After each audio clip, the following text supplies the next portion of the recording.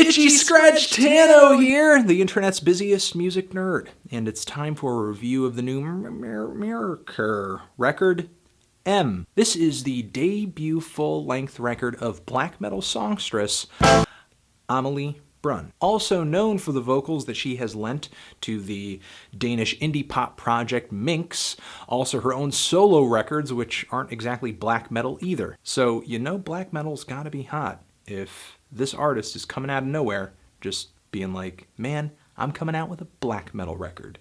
And obviously her involvement in the genre has been very recent, but she had a breakout EP on Relapse Records not too long ago, which had some bright spots on it, had some interesting moments, though I thought the songwriting was a little disorganized, kind of disheveled. However, this EP showed a lot of promise, and the project showed even more promise as a full-length album was announced, and it seemed like quite a few black metal elites were going to be ending up on the record providing instrumentation, like Tellach and Henner Jorgensen and Christopher Rigg of Ulver and many, many more. And together with Brun on this record, they create a pretty awesome variety of sounds, just very well-crafted sounds. I think this is a very vibrant record as far as its sonic qualities. Very few black metal debut albums come out sounding this good. I mean, the production quality on this record, I think much of the time, is pretty high. There are some beautiful multi-track vocals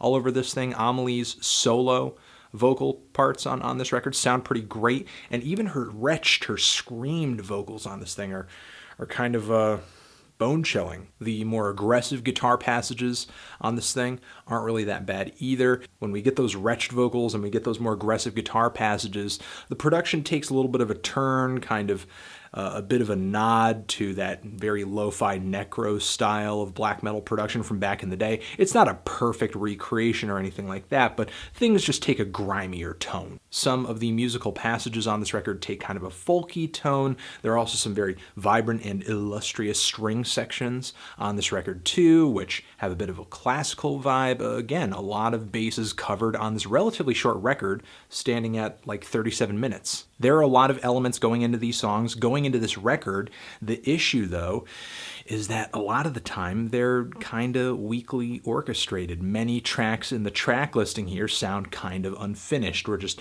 fade out suddenly, sort of like the song Mordet. Or the tracks will all of a sudden introduce these instrumental shifts or changes that don't really complement the previous musical passages at all. It just kind of feels like the music is trying to cover up a bridge to nowhere, or just a lack of ideas as to where to progress a certain part, which I think is kind of evident on the introductory track here, which is, for the first 3/4 of it, it's a really coherent song, but then all of a sudden these strings come in and just smother the track until they just fade the song out. On the song Onde Born, they do the same thing, and it doesn't sound like it's on purpose. It doesn't sound like a mindful compositional choice, like, oh, I know what would be good if we just introduce this other instrumentation from out of nowhere and then just fade out the song. Although I guess I sort of understand why they would do this on some of the tracks.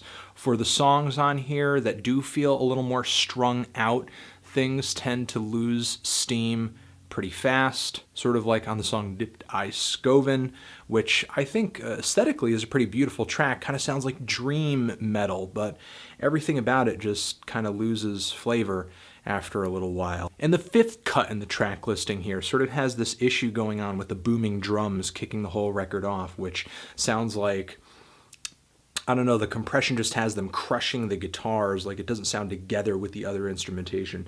It just sounds like it's kind of hulking over it and shoving it out of the way rather than kind of finding a nice balance or a nice spot for it in the mix, which at times I kind of feel like the vocals lack a very close connection to a lot of the guitars and the drums too, kind of soaring so high above all of them, mixed with so much volume that they're not really slid into the instrumental as much as they're just kind of sitting sitting on top of it very coldly. And the vocal solos on this record, kind of the small detour-ish tracks that are backed usually with piano on this album, some of these tracks are the most coherent and beautiful moments on the entire record. But there's so many of them that after a while they kind of end up feeling like a distraction from what should actually be the meat of the record, the most entertaining part of the record, the metal songs. Of which I think there are a few on here, like the song More Dead or the song Hævnen. Moments where, while maybe I'm not in love with the ending, the various transitions that occur along these tracks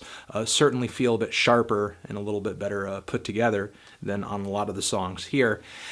Overall, I don't think this was a bad record. I thought it had a lot of good things going on with it. It's just the writing is a little weak, and I think that makes it so that there's a lot of room for improvement here. I hope that Brunn and her guests are able to build a stronger songwriting foundation to sort of tower all their instrumentation on top of. I'm feeling a light to decent 6 on this thing. Transition. Have you given this record a listen? If you have, what'd you think of it? Did you love it? Did you hate it? Why? What do you think I should review next? And that is it, y'all. Anthony Fantano, M. Forever.